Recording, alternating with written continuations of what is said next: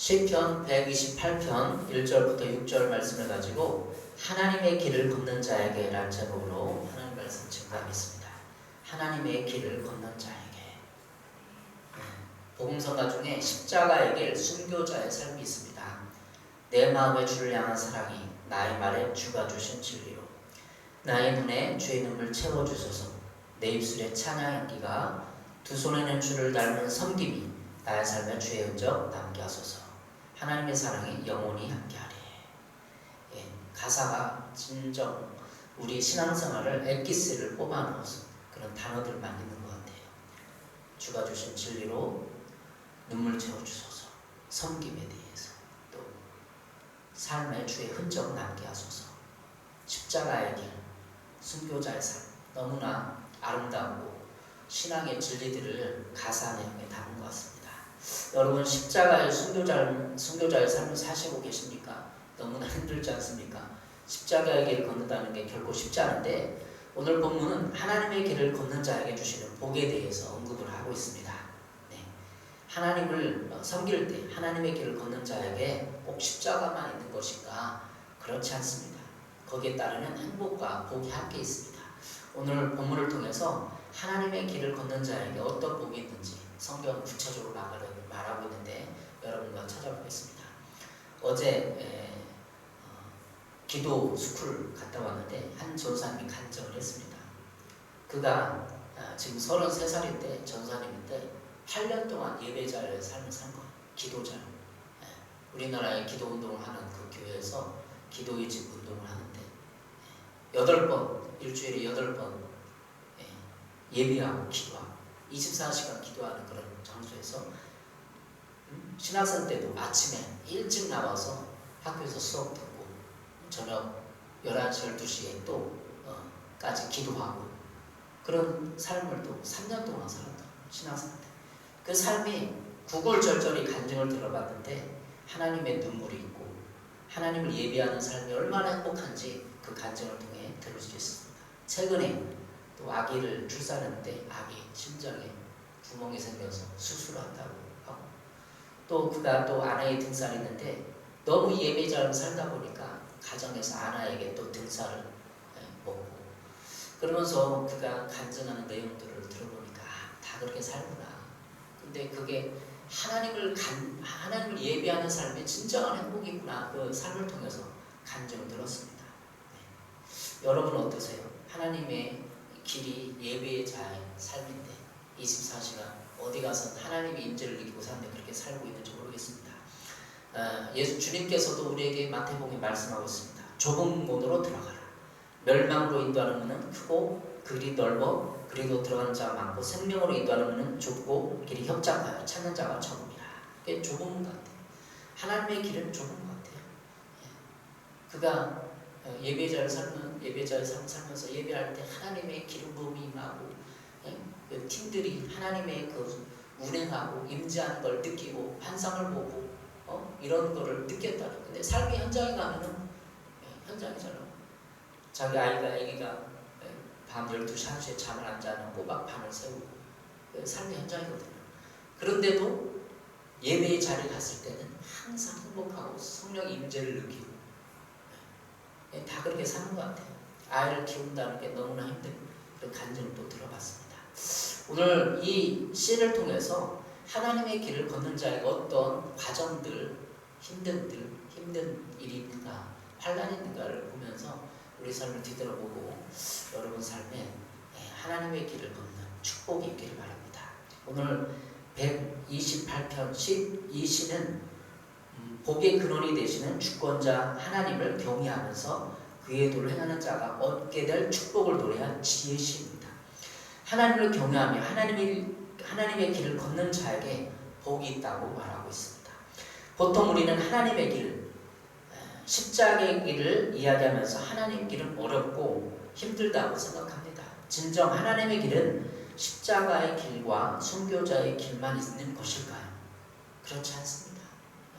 어제 전사님 간증 들었듯이 십자가의 길을 걷고 있는 건 분명해요. 근데 그가 중간중간 하나님 받으면서 하나님의 기적을 체험하면서 행복을 누리는 것을 들었어요.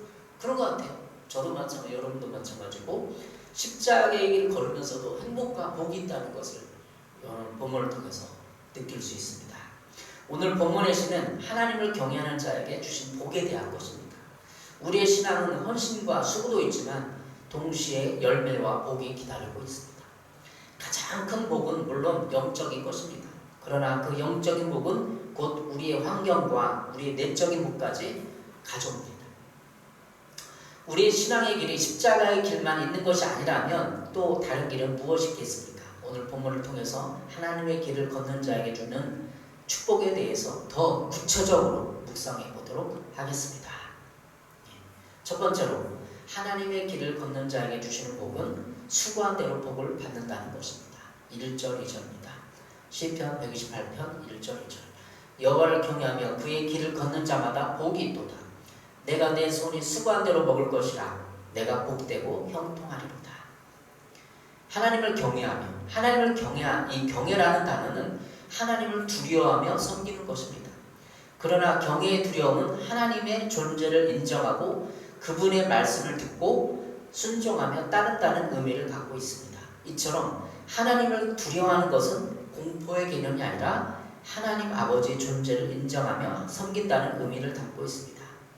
그러면서도 한없는 사랑과 친밀함을 갖는 것입니다. 이런 관계를 설명해주는 관계는 부모와 자녀의 관계입니다.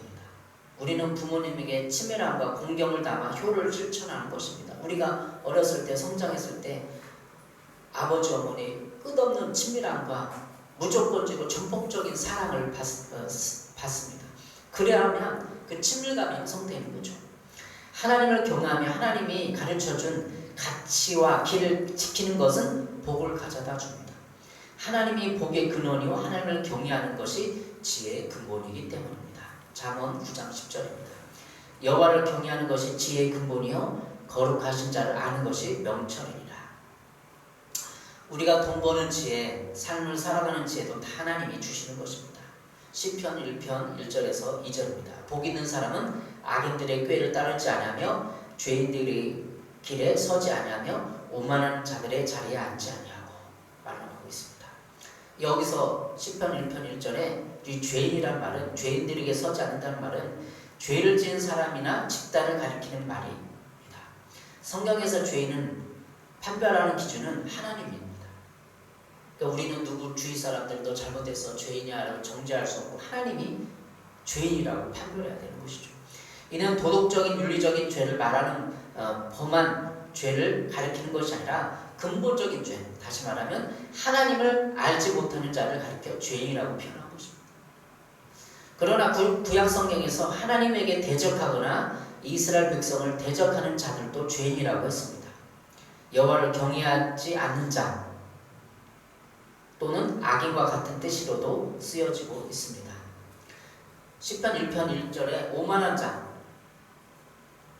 자들이 있는데 오만한 자들의 자리에 앉지 아니하고, 오만한 자는 젠치하며 남을 업신여기는 태도를 말합니다.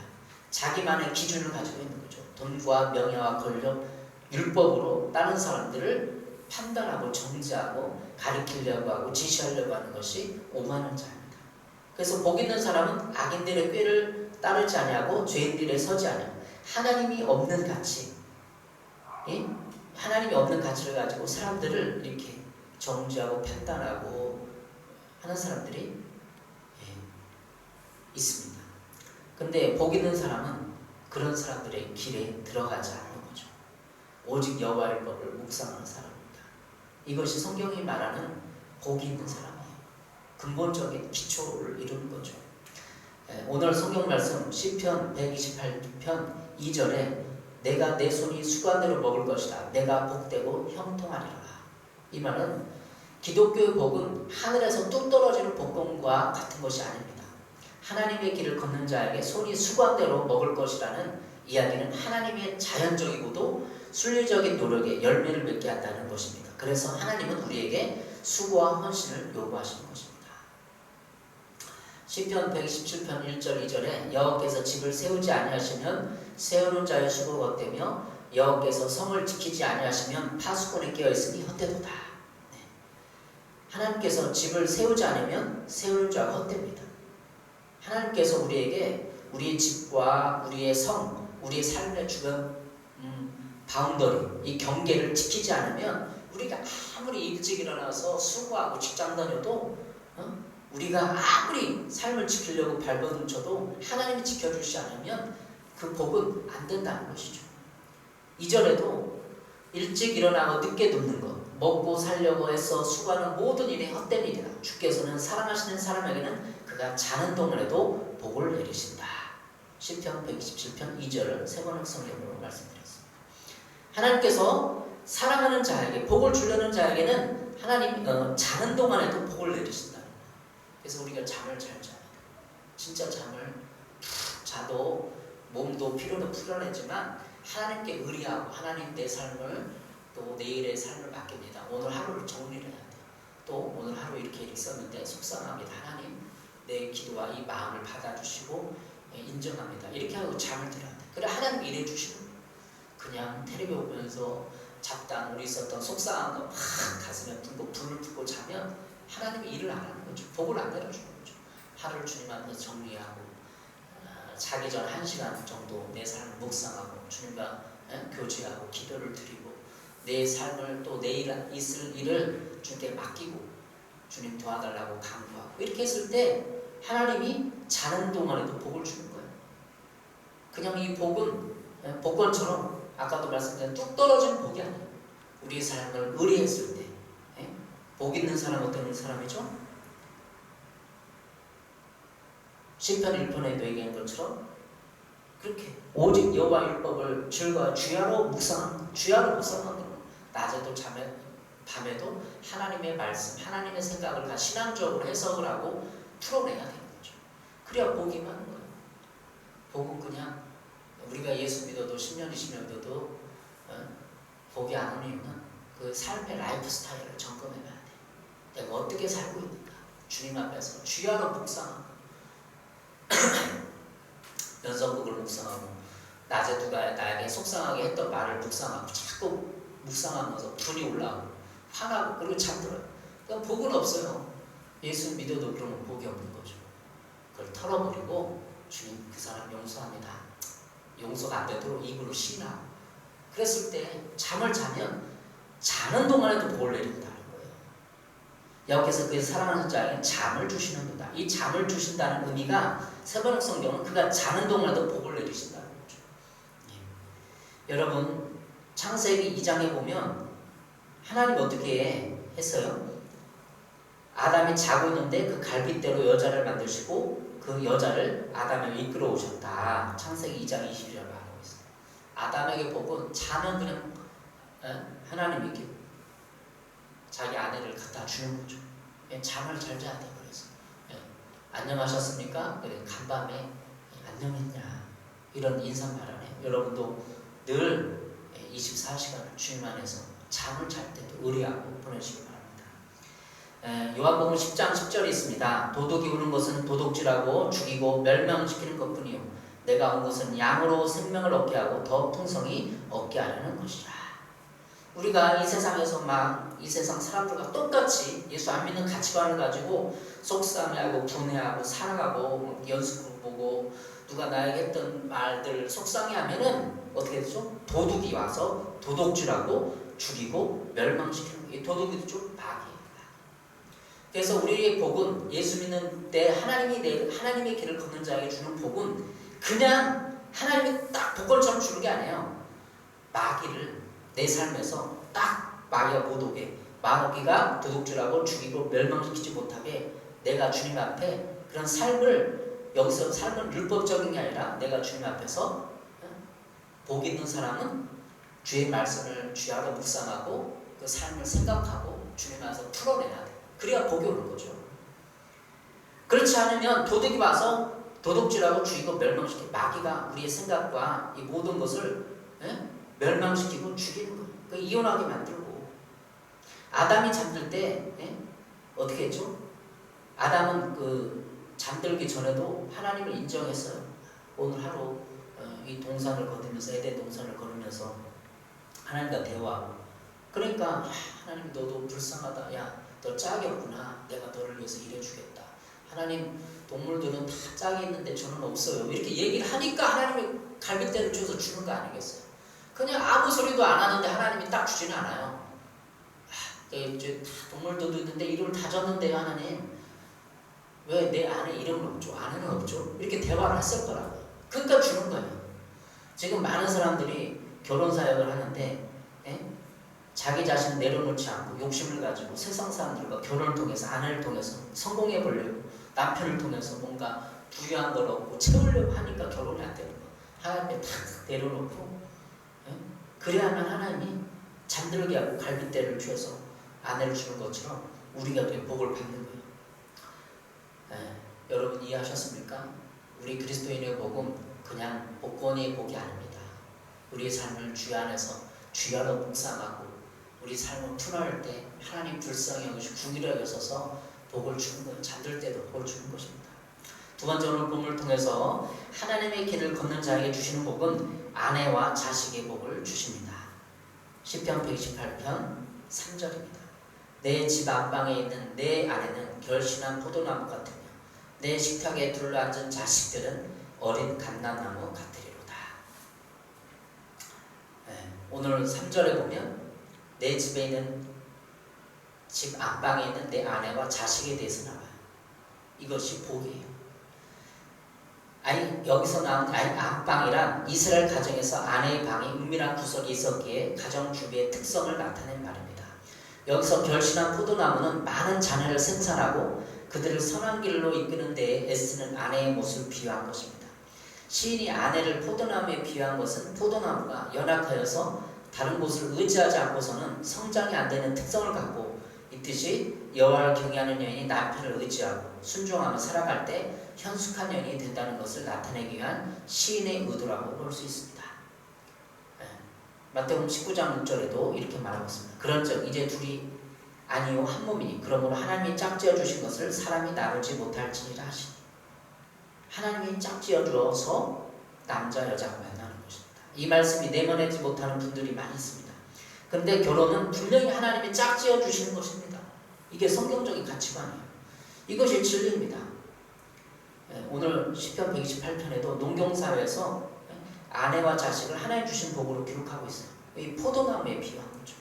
결실한 포도나무에 비유한 거예요. 자식을 감람나무에 비유한 거죠. 농경사회의 표현이 적당한 거죠. 시편 127편 3절입니다. 자식은 주께서 주신 선물이요 태 안에 들어있는 열매는 주님이 주신 보상이다. 자식에 대해서 주께서 주신 선물이라고 말하고 있어요. 시편 127편. 그래서 아내와 자식은 하나님 주신 선물이고 복이다 이런 개념이 필요한 것입니다. 아내와 자식은 하나님께 주신 복입니다. 특별히 하나님의 길을 걷는 자에게 가정의 복을 주십니다. 우리는 결혼함에 있어서 내가 선택하고 내가 프로포즈하고 내가 가장이 되어 아내와 자식을 거느린 줄 착각합니다. 그러나 성경적 관점은 이 모든 성공의 배경은 하나님의 복을 주셔서 이루는 열매임을 알아야 합니다. 특히 하늘의 가치를 가지고 사는 믿음의 가족들은 내가 가장이 되어 한 가족을 책임지고 있음에도 불구하고 가정의 주권이 하나님께 있음을 인정하고 하나님과 사람 앞에 겸손해져야 합니다. 자신이 이 모든 것을 이루었다고 하는 생각은 가정에서도 폭력을 행사하거나 가족들의 인격을 무시하거나 지배하고 조종할 수 있습니다. 이 성경적 가치관 3절에도 이 가정의 복을 주권을 하나님이 이 가정을 만들어 주셨다. 이게 기독교 가정관이거든요. 근데 그렇게 생각하지 않는 사람들은 내가 수고해서 돈을 벌어서 이 가정을 만들었다. 내가 이 아내를 선택해 결혼했다. 내가가 나오기 때문에 자녀들에게 아내에게 또 남편에게 인격을 무시하고 지배하고 조종하고 폭력을 행사가 되는 거죠. 저는 여러분이 이 가정에 대해서 하나님이 설계하고 하나님의 질서와 행복이 있는 가정으로 회복되기를 바랍니다. 하나님이 복 주시는 가정의 설계와 주인됨이 하나님께 있음을 인정하는 가정입니다. 하나님이 가정을 이끄시고 책임지시다는 것을 늘 기억하시기 바랍니다. 여러분의 가정에 하나님 복이 내리기를 축원합니다. 지금 많은 가정이 깨어지고 있습니다. 지난 월요일날 119 기사에 보니까 이런 기사가 났어요. 가장이 자기 아이를 너무나 힘들어하고 살해하려고 했는데 칼로 찔렀는데 차마 살인은 못 저지르고 그냥 도망갔어요. 그래서 고속도로에서 죽은 게 발견되고 그 아이는 자폐가 있었나 봐요. 그 가장으로서 얼마나 삶의 무게가 짓누렸겠어요. 경제적으로 자녀를 책임지고 이 모든 것을 넣으면 그 가장의 마음 이해해보니까 생각을 해보니까 이해가 가요. 그럴 수 있겠다. 그런데 지금 가정들이 많이 깨어지고 있어요. 어떻게? 그러면 고스란히 이 자폐 그 가정의 형에게 경제적인 모든 가장의 책임이 또 형에게 온 거예요. 그 사람 죽은 거죠. 고속도로에서 자살하고 그냥 죽은 거예요. 그런데 이 사람은 이 자녀들은 인터뷰한 걸 봤어요. 자폐에 있는 그 아들이 살고 싶다. 더 많이 살고 싶고 훌륭하게 살고 싶다. 그런 기사를 했더라고요. 아버지가 자기를 죽이려고 했는데 얼마나 상처가 칼로 찔렀는데 그 형도 마찬가지예요. 이렇게 이 가정 저도 생각을 해서 왜 그런 일이 벌어졌을까? 근데 그 가장의 무게가 너무나 컸던 것이고 그 사람이 하나님 앞에서 살지 않으니까 세상 사람들과 마찬가지예요.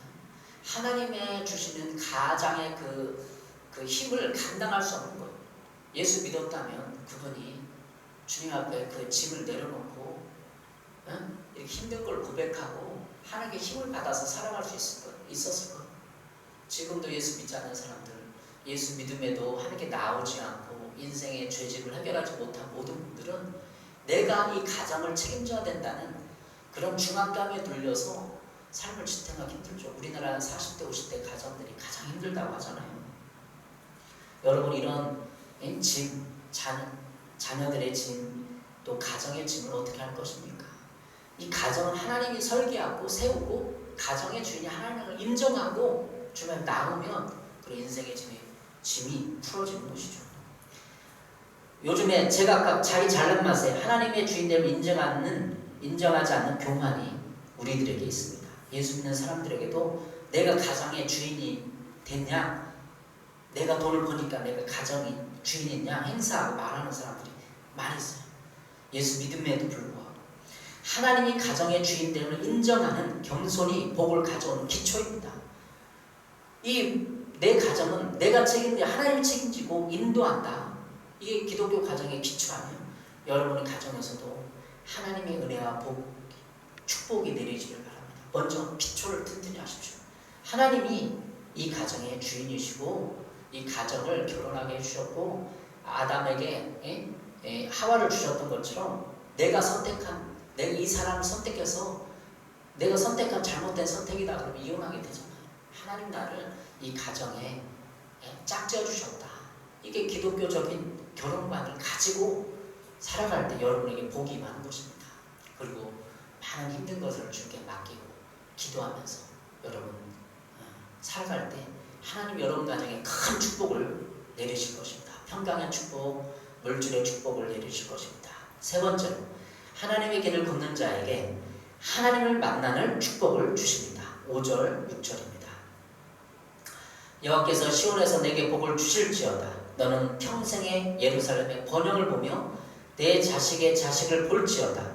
이스라엘에게 평강이 있을지어다.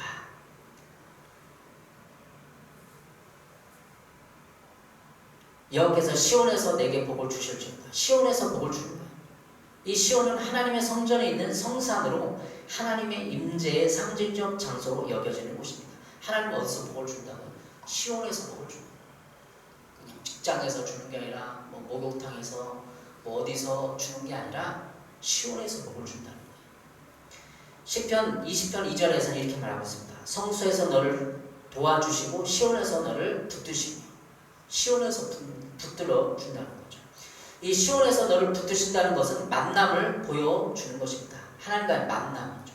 5절에서 시온에서 복을 주신다는 말은 복이 하나님에게서 나온다는 말로 하나님과의 만남을 의미합니다. 하나님이 만나주시면 우리의 문제가 해결되는 복이 오는 것입니다. 그 의미는 자신의 백성들이 자신들의 말씀을 순종하며 법을 지키는 자에게 은혜를 베푸신다는 약속을 주시는 것입니다. 예전에 붕해를 경험해 보신 분들은 다 아실 것입니다. 우리의 문제는 우리의 문제가 아니라 하나님을 만나면 다 해결된다는 붕상들의 얘기, 선포를 들었을 것입니다. 우리의 문제는 시온에서 임재하시어 아직도 우리의 문제 가운데에서 하나님의 존재를 인정하지 않고 인정하며 찾기를 고대하는 하나님의 음성을 들어야 합니다.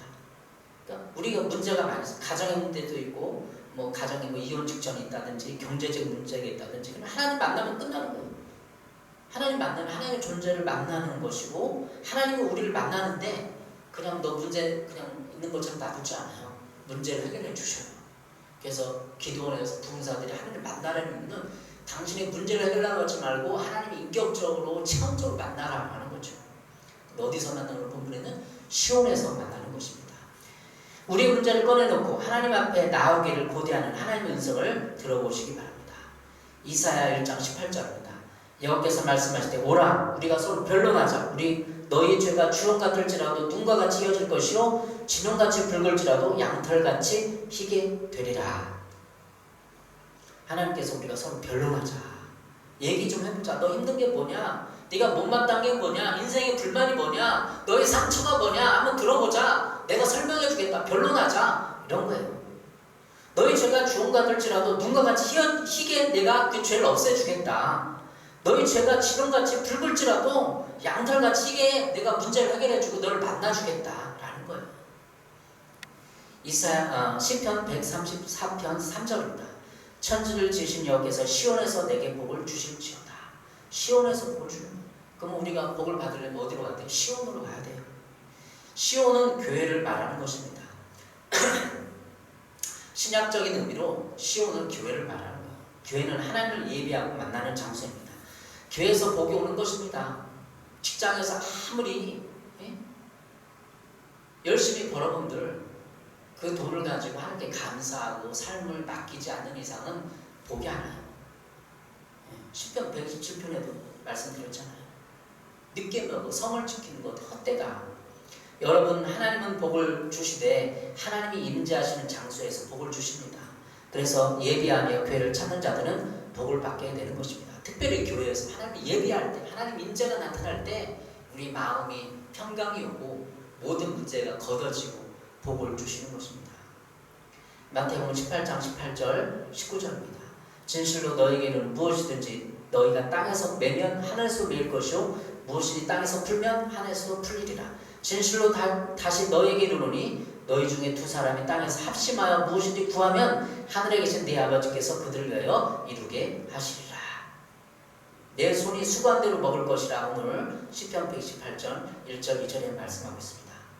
그러면 오늘 마태복음 18장 18, 19절에 통해서 적용해 봅시다.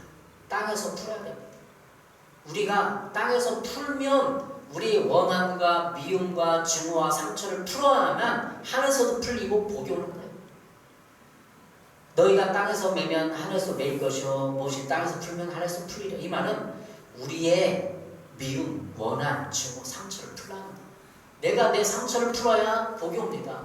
여러분 어렸을 때 성장기 부모로부터 받은 상처, 어떤 상처를 여러분이 풀지 않으면 복이 안 와요.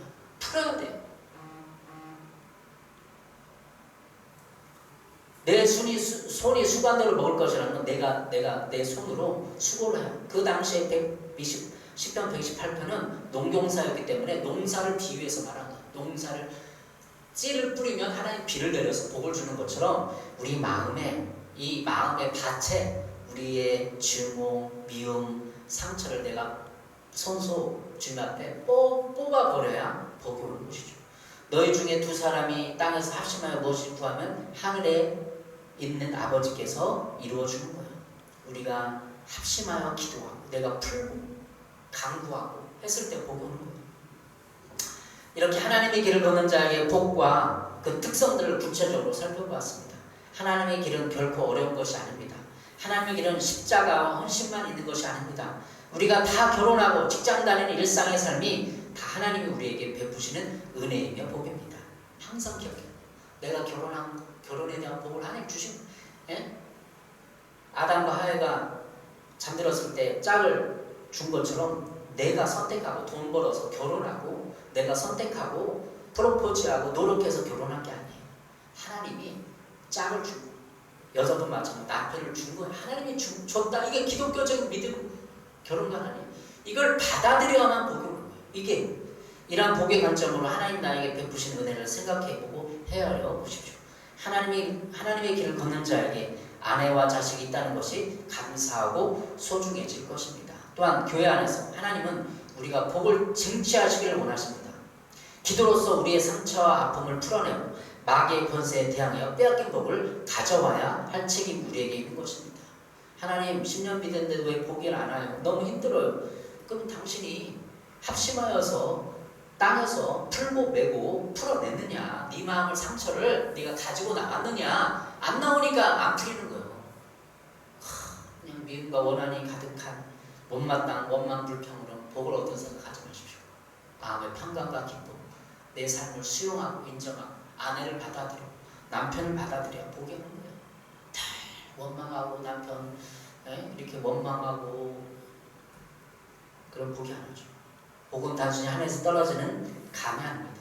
우리가 인내로서 선포하고 하나님 앞에서 열심히 기도할 수 있는, 다시 말해 쟁취할 수 있는 것입니다. 마태복음 16장 18절입니다. 또 내가 내게 이르노니 너는 베드로라. 내가 이 반석 위에 내 교회를 세우리니 음부의 권세가 이기지 못하리라. 이 말을 쉽게 풀어보겠습니다. 이 반석에 내 교회를 세우리니 지옥의 문들이 그것을 이기지 못하리라. 지옥의 권세, 음부의 권세는 지옥의 문들이, 하나님은 우리를 그 지옥의 문 앞에 우리를 갖다 놨어요. 그리고 지옥의 문 앞에서 우리가 사단의 그 지옥 앞에 있는 모든 사단의 권세를 깨뜨릴 수 있는 권세를 우리에게 준 거예요. 그래서 우리 교회, 특별히 교회에게 그 치리권과 권세가 있잖아요. 그 예수 믿는 사람들은 지옥의 문을 깨뜨려야 돼요. 내 삶이 지옥 같다, 너무 힘들다 그러면 선포를 하고 깨뜨려야 돼요. 기도를 하면서. 지옥의 문들이란 인간의 육체적인 죽음보다 더 강한 사단과 함께 멸망한 영원한 죽음을 말합니다. 이 땅과 사람들은 지옥의 문들을 이길 수 있는 그 어떤 능력도 가지고 있지 못합니다. 그러나 오직 하나님의 교회, 예수님의 피로 사신 교회만이 지옥의 문에서 문을 부수고 쳐들어갈 수 있는 것입니다. 교회에 있는 모든 성도들은 다 예수님의 주신 주권으로 말미암아 그 문을 깨부시고 복을 가져올 수 있는 사람들입니다. 여러분에게 그런 선포의 권한, 나에게 복이 없습니다. 그럼 복을 달라고 간구하고 내가 상처를 내려놓고 내 무능력을 내려놓고 주님 앞에 손을 내밀고 그 지옥의 문을 향하여 공격하고 기도하고 그래야만 여러분에게 복이 오는 것입니다. 여러분 오늘 시편 128편을 통해서 하나님의 길을 걷는 자에게 복을 주신다고 말씀하셨습니다. 십자가의 삶, 선교사의 삶을 뿐만 아니라 여러분에게 복이 넘치시기를 바랍니다. 가정의 복, 또 여러분이 영적으로 열려서 내 앞에 환경에 지옥의 문 깨부시고 까부시고 들어가서 복을 쟁취하는 실력자들이 되시기를 바랍니다. 십자가의 길 걷는 자에게, 순교자를 사는 이에게 조롱하는 소리와 세상 유혹 속에도 주의 순결한 신부가 되리라. 순결한 신부가 되십시오. 깨끗한 신부가 돼서 여러분이 어떤 세상의 욕망과 유혹에도 굴러오지 않고 십자가의 길을 걸으면서 복을 쟁취하시기 바랍니다. 가정의 복도, 교회 복도 여러분이 하기 나름입니다. 주님 앞에 삶을 내놓으시고 기도하시고, 기도 운동하는 그런 단체에 가서 요즘 배우고 있는데 1시간 기도하는 운동하는 목사님도 있어요. 1시간을 해야 내 은혜가 유지되고, 그렇죠? 내가 삶을 어느 정도 깨달을 수 있고, 2시간을 기도해야 내가 어느 정도 승리를 맛볼 수 있고, 3시간을 기도해야 은사가 임하고 사역할 수 있는 실력자들이 되는 거예요. 처음에 말씀드렸듯이 예배자 8년을 살았던 그 33살의 전사님이 얼마나 권세가 강한지 한 50명 모였는데 다 울고 저도 눈물이 나더라고요. 그게 진짜 순교자의 삶이에요. 우리 그냥 1시간도 기도 안 하고 하나님 나한테 복을 안 줬다, 우리는 이해문양이 원망하지 마세요. 최소한 3시간 이상 하나님께 나와서 기도하고 내 마음을 풀어내고 상처를 치유하고 권세를 사용하고 그래야 복이 임하는 거예요. 그냥 부흥회 한번 하고 부르짖었다고 복이 오지 않아요. 여러분 인생에 그런 복이 빨리 오시길 바랍니다. 어느 전사님도 간증을 들어봤는데 10년 동안 어두운 터널을 걸었다고 해요. 그러나 여러분 그걸 뒤로하고 여러분 의지적으로 결단하고 복을 받아내시기 바랍니다. 하나님이 복을 주십니다. 자는 동안에도 복을 주시거든요. 우리가 그냥 자는 동안에도 복을 주셔요. 하나님 앞에 나가서 여러분 삶을 정리하시고 고백하고 자백하고 풀어내시기 바랍니다. 복이 오는 첫걸음입니다. 예수 믿었음에도 복이 없다고 사람들이 조롱하고 있지는 않습니까? 예수 믿었으니까 하늘의 복을 받아야 될 거 아니에요. 십자가의 순교자의 삶을 사는 여러분에게 너무 불쌍해요. 저도 마찬가지로 복을 받아서 가정 행복과 함께 여러분의 물질의 복, 영적인 복이 함께 내리시기를 바랍니다. 기도하겠습니다. 사랑해 주님, 음부의 권세가 아버지 이기지 못하는 권세를 받았음에도 우리가 늘 세상을 바라보며 부러움을 원망했던 죄를 용서해 주시고 우리가 우리를 풀어냅니다.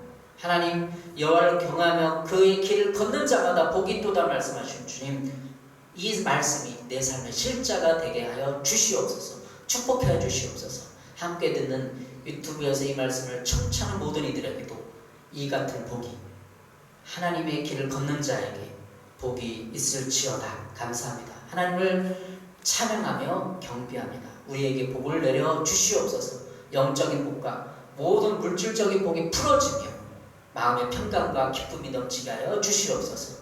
예수님의 이름으로 기도했습니다. 아멘.